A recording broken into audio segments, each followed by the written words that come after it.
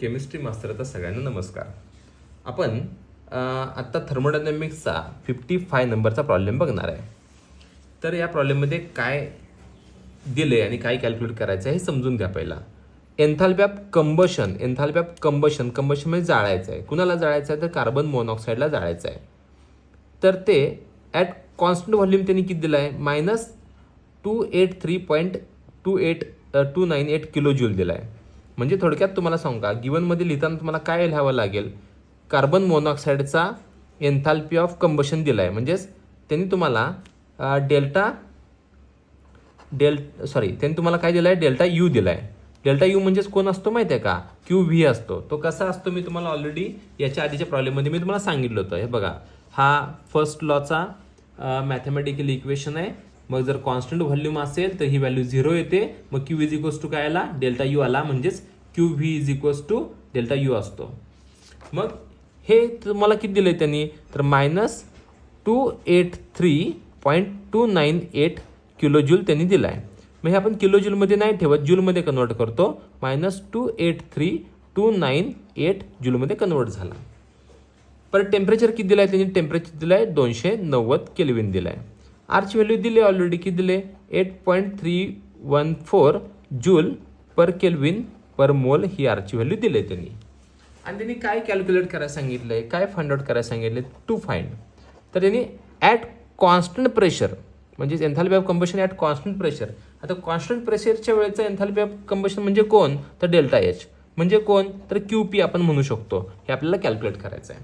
थोडक्यात हे समजून घ्या, हे दिलंय आणि हे कॅल्क्युलेट करायचं. डेल्टा एच म्हणजेच क्यू पी, डेल्टा यू म्हणजेच क्यू व्ही असतो.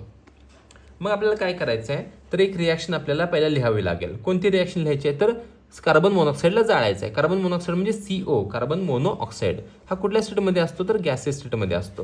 प्लस O2 जाळल्यानंतर काय तयार होतो, CO2. कार्बनचा फायनल प्रॉडक्ट असतो CO2. हा पण कोणत्या स्टेटमध्ये असतो, गॅसेस स्टेटमध्ये असतो.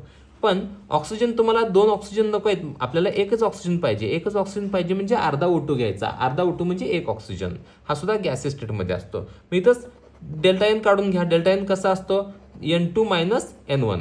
आता N2 म्हणजेच कोण आहे बघा, याला म्हणायचं N2 प्रॉडक्टला आणि याला म्हणायचं N1. मग N2 किती आहेत तुमच्याकडे, तर हा N2 आहे, एकच आहे. आणि हे फक्त इथं लक्षात ठेवायचं, इथं जे काही रिॲक्टंट आणि प्रॉडक्ट आहेत ना, ते फक्त गॅसेसवालेच इथं घ्यायचे, लिक्विड आणि सॉलिडवाले घ्यायचे नाहीत, कारण त्यांच्या व्हॉल्यूममध्ये चेंज होत नाही म्हणून. मग आता एक मायनस हा किती आहे, हा पण 1 आणि हा अर्धा आहे. 1 आणि अर्धा किती आला, 1.5, 1.5. मग किती आला इथं, -0.5 तुमचा कोण आला, डेल्टा एन आला. आता आपला फॉर्म्युला काय बघा बरं, delta H is equals to delta U plus delta NRT हा फॉर्म्युला आहे. मग डेल्टा यू किती आहे तुम्हाला माहिती आहे, डेल्टा यू बघायचा आहे बघा, किती आहे -283.298 हा तुमचा delta U, plus delta N किती आहे 0.5 इंटू आर किती आहे 8.314 इंटू टी किती आहे तुमचा, तर टेम्परेचर आहे 290 केल्विन. आता तिघांचा गुणाकार करायचा आहे. तिघांचा गुणाकार कसा करतो आपण, याचा लॉग बघायचा, तिघांच्या लॉगची बेरीज करायची, त्याचा अँटीलॉग बघायचा आणि तो अँटीलॉग बघितल्यानंतर उत्तर काय येतं ते मी लिहितो डायरेक्ट.